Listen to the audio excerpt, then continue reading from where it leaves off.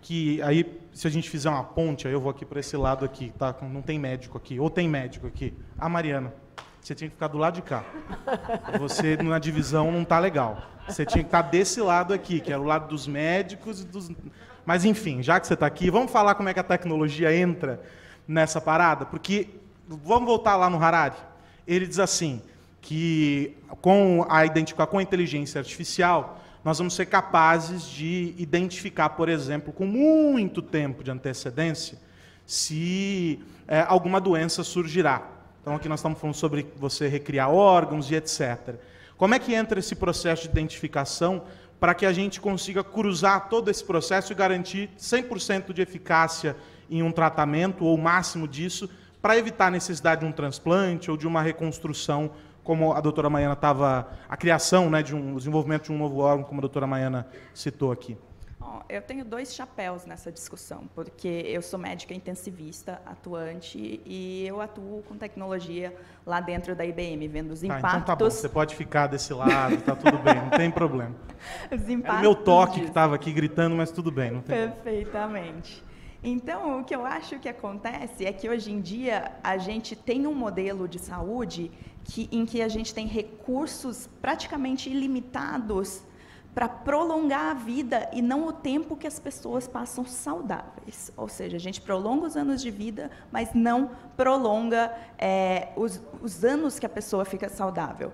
Eu sou intensivista e eu posso dizer para você que em 80% dos plantões que eu estou, as pessoas sempre pensam, intensivista está lá cuidando de transplantes, de acidentados, mas não, eu posso dizer que 80% dos pacientes que estão lá estão em decorrência de alguma doença crônica.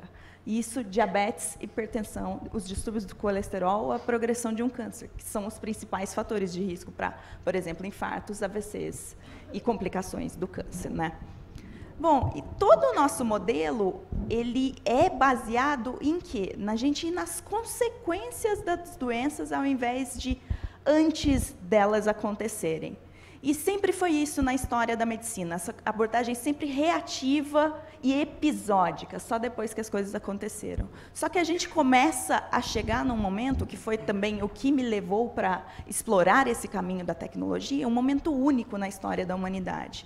Que a gente vive uma época em que a gente nunca teve tantos dados e tantas informações no mundo. Para vocês terem uma ideia, 90% de todos os dados que existem no mundo hoje foram criados nos últimos 2 anos. E em saúde, isso é ainda mais proeminente, porque se a gente junta toda a informação de saúde que uma pessoa saudável gera ao longo da vida dele ou dela, seja resultados de exames, passagens por consultórios, hospitais, resultados de exames de imagem, dados de sequenciamento genético e dados de sensores de wearable, por exemplo, uma pessoa saudável gera o equivalente a 300 milhões de livros só de informação em saúde ao longo da vida.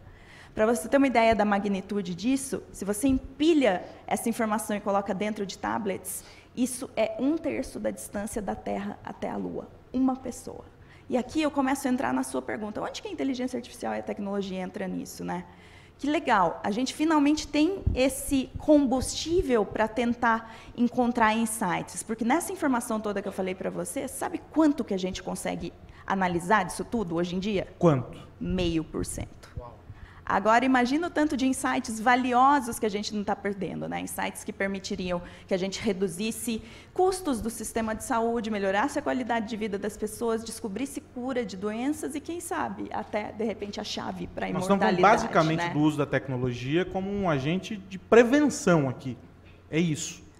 Perfeitamente, mas como que a gente age na prevenção e não só no reativo? É a partir do momento que a gente tem essas ferramentas que são capazes de pegar esse mundo de informação, esses 300 milhões de livros que eu falei para você, entender tudo que tem lá no meio e trazer insights para a gente que possam empoderar o nosso processo de decisão enquanto médicos. E é aí que entra o aspecto preditivo. Por exemplo, um case que a gente trabalhou bastante, que teve um resultado muito importante, foi com pacientes diabéticos, que a gente pegava os dados dos sensores de glicemia e das bombas de insulina, interpretava isso com tecnologia de inteligência artificial, principalmente o Watson, que é um dos maiores nomes disso, e a gente conseguia entender em tempo real como cada alimento interferia na glicemia da pessoa e prever com até 3 horas de antecedência se aquela pessoa teria ou não um episódio de hipoglicemia.